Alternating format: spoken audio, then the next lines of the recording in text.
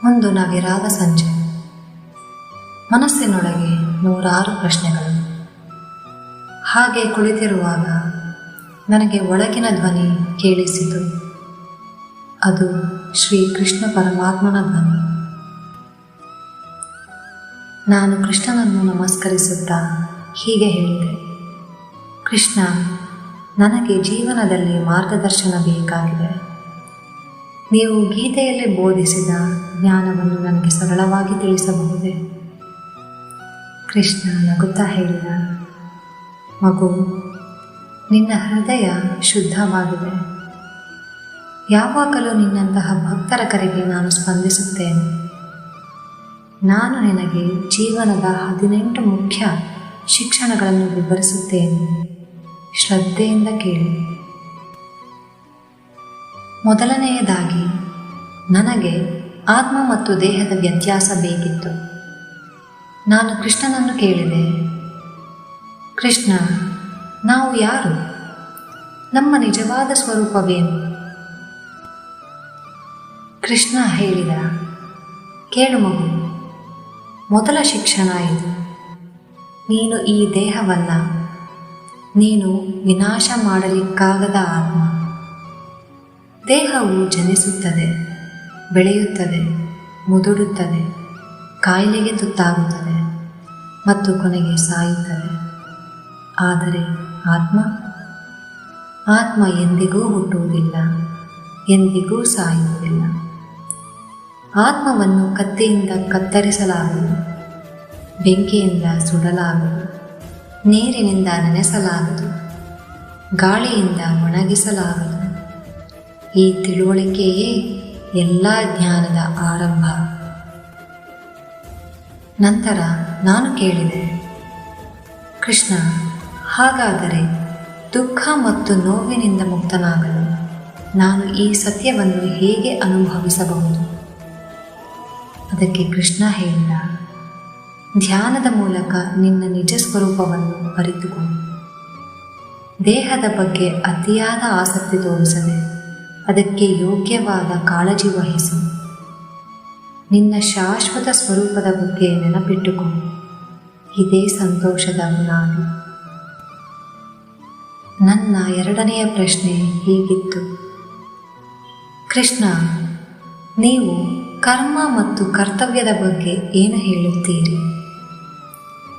ಕೃಷ್ಣ ಹೇಳಿದ, ಎರಡನೆಯ ಶಿಕ್ಷಣ ಇದು. ನಿನ್ನ ಕರ್ತವ್ಯವನ್ನು ಫಲದಾಸೆ ಇಲ್ಲದೆ ನಿರ್ವಹಿಸು. ಯಾವುದೇ ಕಾರ್ಯದ ಫಲದ ಮೇಲೆ ನಿನಗೆ ಅಧಿಕಾರವಿಲ್ಲ, ಕೇವಲ ಕಾರ್ಯದ ಮೇಲೆ ಮಾತ್ರ. ಕರ್ಮವನ್ನು ಕರ್ತವ್ಯ ಎಂದು ಭಾವಿಸಿ ಫಲದ ಆಸಕ್ತಿ ಇಲ್ಲದೆ ಮಾಡು. ನಾನು ಕೇಳಿದೆ, ಆದರೆ ಕೃಷ್ಣ, ಫಲದ ಬಯಕೆ ಇಲ್ಲದೆ ಹೇಗೆ ಕಾರ್ಯ ಮಾಡಬೇಕು? ಇದು ಕಷ್ಟವೇ ಸರಿ. ಕೃಷ್ಣ ಹೇಳಿದ, ನಿನ್ನ ಕರ್ತವ್ಯ ಅಥವಾ ಧರ್ಮವನ್ನು ಪ್ರೀತಿಯಿಂದ ಮಾಡು. ಫಲವನ್ನು ನನಗೆ ಸಮರ್ಪಿಸು. ನಿನ್ನ ಕಾರ್ಯಗಳನ್ನು ಯಜ್ಞವಾಗಿ ನೋಡು. ಯಾವಾಗ ನೀನು ನಿನ್ನ ಕರ್ತವ್ಯಗಳನ್ನು ಸಮರ್ಪಣಾ ಭಾವದಿಂದ ಮಾಡುತ್ತೀಯೋ ಆಗ ಯಶಸ್ಸು ವಿಫಲತೆಯ ದ್ವಂದ್ವದಿಂದ ಮುಕ್ತನಾಗುತ್ತೀಯೆ. ನನ್ನ ಮೂರನೆಯ ಪ್ರಶ್ನೆ ಹೀಗಿತ್ತು, ಕೃಷ್ಣ, ಈ ಜಗತ್ತಿನಲ್ಲಿ ಎಲ್ಲ ಜನರೊಂದಿಗೆ ಹೇಗೆ ವರ್ತಿಸಬೇಕು? ಕೃಷ್ಣ ಹೇಳಿದ, ಮೂರನೆಯ ಶಿಕ್ಷಣ ಇದು. ಎಲ್ಲ ಜೀವಿಗಳಲ್ಲೂ ನನ್ನನ್ನೇ ನೋಡು. ಎಲ್ಲರ ಒಳಗೆ ಅದೇ ಆತ್ಮ ಇದೆ. ಬಡವರಲ್ಲಿ, ಶ್ರೀಮಂತರಲ್ಲಿ, ಜ್ಞಾನಿಗಳಲ್ಲಿ, ಅಜ್ಞಾನಿಗಳಲ್ಲಿ, ಸಜ್ಜನರಲ್ಲಿ, ದುರ್ಜನರಲ್ಲಿ, ಎಲ್ಲರಲ್ಲೂ ಅದೇ ದೈವಿಕ ಸ್ಪರ್ಶವಿದೆ. ಸಮದೃಷ್ಟಿಯನ್ನು ಬೆಳೆಸಿಕೊ. ಈ ವಿಚಾರದಲ್ಲಿ ನನಗೆ ದ್ವಂದ್ವವಿತ್ತು. ನಾನು ಕೇಳಿದೆ, ಕೃಷ್ಣ, ಅದು ನನಗೆ ಕಷ್ಟ. ಕೆಲವರು ನನಗೆ ಕೆಡುಕು ಮಾಡುತ್ತಾರೆ. ಅವರಲ್ಲೂ ನಾನು ದೈವತ್ವವನ್ನು ಹೇಗೆ ನೋಡಲಿ? ಅದಕ್ಕೆ ಕೃಷ್ಣ ಹೇಳಿದ, ಶತ್ರುಗಳಲ್ಲೂ ಮಿತ್ರರಲ್ಲೂ ಅವರ ನಡವಳಿಕೆಯನ್ನು ಗಮನಿಸಿದರೂ ಅವರ ಒಳಗಿನ ದೈವಿಕ ಸ್ಪಂದನವನ್ನು ಅರಿ. ಇದರಿಂದ ದ್ವೇಷ ಕರಗುತ್ತದೆ, ಕ್ಷಮೆ ಬೆಳೆಯುತ್ತದೆ. ಎಲ್ಲರನ್ನೂ ಗೌರವಿಸು, ಸೇವೆ ಮಾಡು. ಇದು ನಿಜವಾದ ಭಕ್ತಿ. ನನ್ನ 4ನೆಯ ಪ್ರಶ್ನೆ ಹೀಗಿತ್ತು: ಕೃಷ್ಣ, ನನ್ನ ಮನಸ್ಸು ಸ್ಥಿಮಿತದಲ್ಲಿ ಇಲ್ಲ, ಅದನ್ನು ಹೇಗೆ ಶಾಂತಗೊಳಿಸುವುದು? ಕೃಷ್ಣ ಹೇಳಿದ 4ನೆಯ ಶಿಕ್ಷಣ ಇದು: ಮನಸ್ಸಿನ ನಿಯಂತ್ರಣವೇ ನಿಜವಾದ ಯೋಗ. ಹೌದು, ಮನಸ್ಸು ಚಂಚಲ, ಬಲಶಾಲಿ ಮತ್ತು ಹಠಮಾರಿ. ಆದರೆ ನಿರಂತರ ಅಭ್ಯಾಸ ಮತ್ತು ವೈರಾಗ್ಯದ ಮೂಲಕ ಅದನ್ನು ನಿಯಂತ್ರಿಸಬಹುದು. ನಾನು ಕೇಳಿದೆ, ಮನಸ್ಸನ್ನು ನಿಯಂತ್ರಿಸಲು ಯಾವ ಅಭ್ಯಾಸ ಮಾಡಬೇಕು ಕೃಷ್ಣ? ಕೃಷ್ಣ ಹೇಳಿದ, ಧ್ಯಾನ ಮಾಡು, ನನ್ನ ನಾಮವನ್ನು ಜಪಿಸು, ಉಸಿರಾಟವನ್ನು ಗಮನಿಸು, ಇಂದ್ರಿಯಗಳನ್ನು ಹಿಂತೆಗೆದುಕೋ, ಆಮೇಲೆ ಪುನಃ ಜಗತ್ತಿಗೆ ಬಾ. ಆದರೆ ಈಗ ನಿನ್ನ ಮನಸ್ಸಿನ ಯಜಮಾನನಾಗಿ ಪ್ರತಿದಿನ ಶಾಂತವಾಗಿ ಕುಳಿತು ಮನಸ್ಸಿನ ಚಲನೆಗಳನ್ನು ಗಮನಿಸು. ಕ್ರಮೇಣ ಅದು ನಿನ್ನ ಸೇವಕನಾಗುತ್ತದೆ. ನನ್ನ ಮುಂದಿನ ಪ್ರಶ್ನೆ ಹೀಗಿತ್ತು: ಕೃಷ್ಣ, ಅಹಂಕಾರ ನನ್ನನ್ನು ಬಾಧಿಸುತ್ತದೆ. ನಾನು ಯಶಸ್ವಿಯಾದಾಗ ನನಗೆ ಗರ್ವ ಬರುತ್ತದೆ. ಕೃಷ್ಣ ಹೇಳಿದ, ಅಹಂಕಾರವನ್ನು ತ್ಯಜಿಸು. ಅಹಂಕಾರ ಅಥವಾ ನಾನು, ನನ್ನದು ಎಂಬ ಭಾವನೆ ದುಃಖದ ಮೂಲ. ಎಲ್ಲವೂ ನನ್ನದು ಎಂದು ಅರಿ. ಯಾವಾಗ ನೀನು ನಾನು ಮಾಡುತ್ತಿದ್ದೇನೆ ಎಂದು ಭಾವಿಸುತ್ತೀಯೋ ಆಗ ಅಹಂಕಾರ ಬೆಳೆಯುತ್ತದೆ. ನಾನು ಕೇಳಿದೆ, ಕೃಷ್ಣ, ಅಹಂಕಾರದಿಂದ ಹೇಗೆ ಮುಕ್ತನಾಗಲು? ಅದಕ್ಕೆ ಕೃಷ್ಣ ಹೇಳಿದ, ನಿನ್ನ ಎಲ್ಲ ಕಾರ್ಯಗಳನ್ನು ನನಗೆ ಸಮರ್ಪಿಸು. ನಿನ್ನ ಕೌಶಲ್ಯಗಳು, ಪ್ರತಿಭೆ, ಶಕ್ತಿ ಎಲ್ಲವೂ ನನ್ನಿಂದ ಬಂದವು ಎಂಬುದನ್ನು ನೆನಪಿಟ್ಟುಕೋ. ನಿನ್ನ ಸಾಧನೆಗಳಿಗೆ ನಾನು ಎಂಬ ಕರ್ತೃವನ್ನು ನಿರ್ಮಿಸಬೇಡ. ಇದು ಮಾಡಿದವನು ಕೃಷ್ಣ ಎಂದು ಭಾವಿಸು. ಇದರಿಂದ ಅಹಂಕಾರ ಕರಗುತ್ತದೆ, ವಿನಯ ಬೆಳೆಯುತ್ತದೆ. ಹೀಗೆ ನನ್ನ ಮತ್ತು ಕೃಷ್ಣನ ಸಂವಾದ ಮುಂದುವರೆದಿತ್ತು.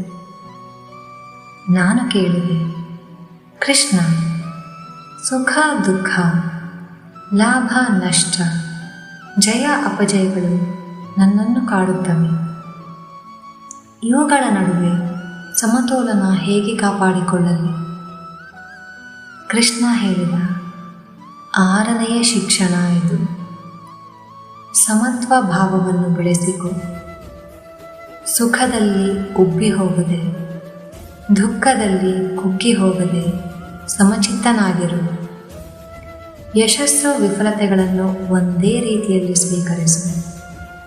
ಯಾವುದೇ ಸ್ಥಿತಿಯಲ್ಲಿ ನಿನ್ನ ಮನಸ್ಸಿನ ಶಾಂತಿಯನ್ನು ಕಳೆದುಕೊಳ್ಳಬೇಡ. ಈ ಉತ್ತರದಲ್ಲಿ ನನಗೆ ಗೊಂದಲ ಉಂಟಾಯಿತು. ನಾನು ಕೇಳಿದೆ, ಕೆಟ್ಟ ಸಮಯದಲ್ಲಿ ಈ ಸಮತ್ವವನ್ನು ಕಾಪಾಡಿಕೊಳ್ಳುವುದು ಬಹಳ ಕಷ್ಟವಾಗುತ್ತದೆ. ಕೃಷ್ಣ ಹೇಳಿದ, ಜೀವನದ ಈ ದ್ವಂದ್ವಗಳು ತಾತ್ಕಾಲಿಕ. ಹುಟ್ಟು ಸಾವು, ಸುಖ ದುಃಖ, ಯಶಸ್ಸು ವಿಫಲತೆ ಎಲ್ಲವೂ ಬರುತ್ತವೆ ಮತ್ತು ಹೋಗುತ್ತವೆ.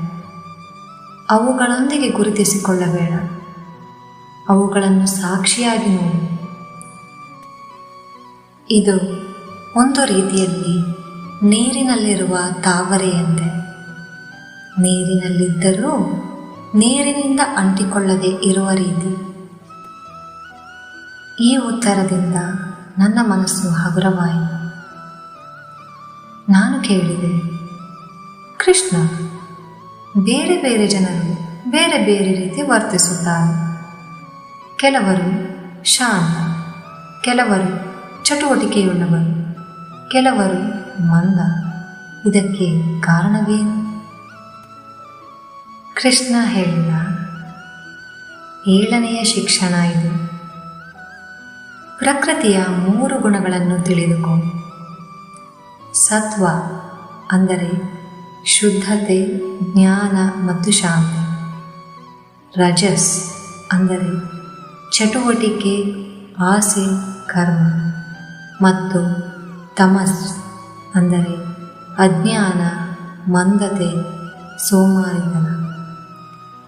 ಈ 3 ಗುಣಗಳು ಪ್ರತಿಯೊಬ್ಬರಲ್ಲೂ ಇರುತ್ತವೆ, ಆದರೆ ಪ್ರಮಾಣ ಮಾತ್ರ ಬೇರೆ ಬೇರೆ. ಅದಕ್ಕೆ ನಾನು ಕೇಳಿದೆ, ಎಲ್ಲ ಗುಣಗಳನ್ನು ದಾಟಿ ಗುಣಾತೀತ ಸ್ಥಿತಿಯನ್ನು ಹೇಗೆ ತಲುಪಲಿ?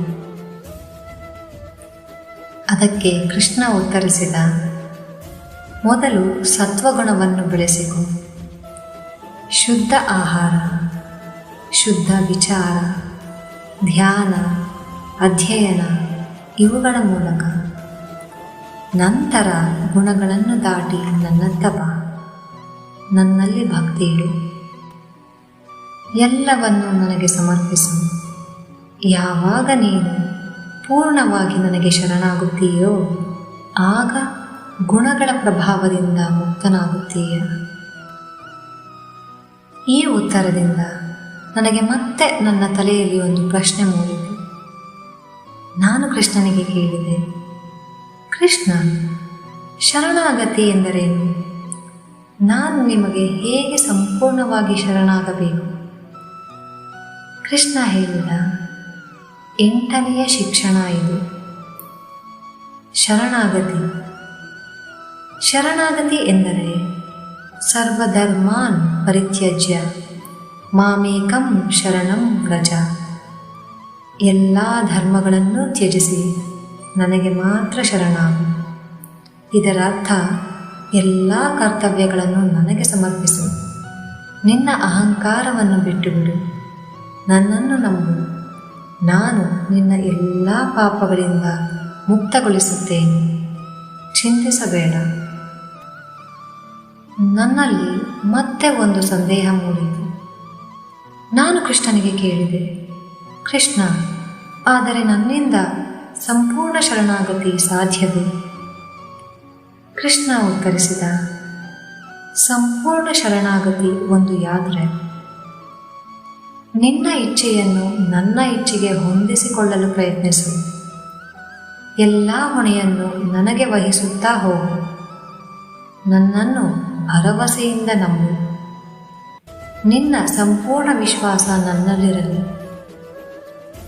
ನನ್ನ ಮನಸ್ಸಿನ ಗೊಂದಲಗಳಿಗೆ ಮಿತಿಯೇ ಇರಲಿಲ್ಲ. ನಾನು ಕೇಳಿದೆ, ಕೃಷ್ಣ, ಕೆಲವು ವಿಷಯಗಳನ್ನು, ಜನರನ್ನು, ಪರಿಸ್ಥಿತಿಗಳನ್ನು ನಾನು ಇಷ್ಟಪಡುತ್ತೇನೆ. ಕೆಲವರನ್ನು ದ್ವೇಷಿಸುತ್ತೇನೆ. ಇದು ನನ್ನ ಬೆಳವಣಿಗೆಗೆ ಅಡ್ಡಿಯಾಗುತ್ತದೆ.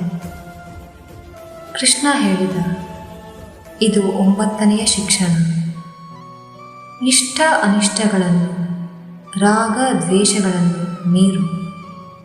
ಅವು ಮನಸ್ಸಿನ ಕಲ್ಪನೆಗಳಷ್ಟೇ. ಎಲ್ಲವೂ ನನ್ನಿಂದ ಬಂದವು, ನನ್ನ ಪ್ರಕಟಣೆಗಳು. ನಾನು ಕೇಳಿದೆ, ಆದರೆ ಕೃಷ್ಣ, ಕೆಲವು ಜನರು, ಪರಿಸ್ಥಿತಿಗಳು ನನಗೆ ತುಂಬ ಕಷ್ಟ ಕೊಡುತ್ತವೆ. ಅವುಗಳನ್ನು ಹೇಗೆ ಸ್ವೀಕರಿಸಲಿ? ಕೃಷ್ಣ ಹೇಳಿದ, ಎಲ್ಲವನ್ನೂ ನನ್ನ ಪ್ರಸಾದವಾಗಿ ಸ್ವೀಕರಿಸು. ಪ್ರಿಯವಾದದ್ದಕ್ಕೆ ಅಂಟಿಕೊಳ್ಳದೆ, ಅಪ್ರಿಯವಾದದ್ದಕ್ಕೆ ವಿಮುಖನಾಗದೆ ಇರು. ಎಲ್ಲದರಲ್ಲೂ ನನ್ನ ಕೈಚಳಕವನ್ನು ನೋಡು. ನಿನ್ನ ಹೃದಯವನ್ನು ಎಲ್ಲ ಬಂಧನಗಳಿಂದ ಮುಕ್ತಗೊಳಿಸು. ಮನಸ್ಸಿನ ಪ್ರತಿಕ್ರಿಯೆಗಳನ್ನು ಸಾಕ್ಷಿಯಾಗಿ ಗಮನಿಸು.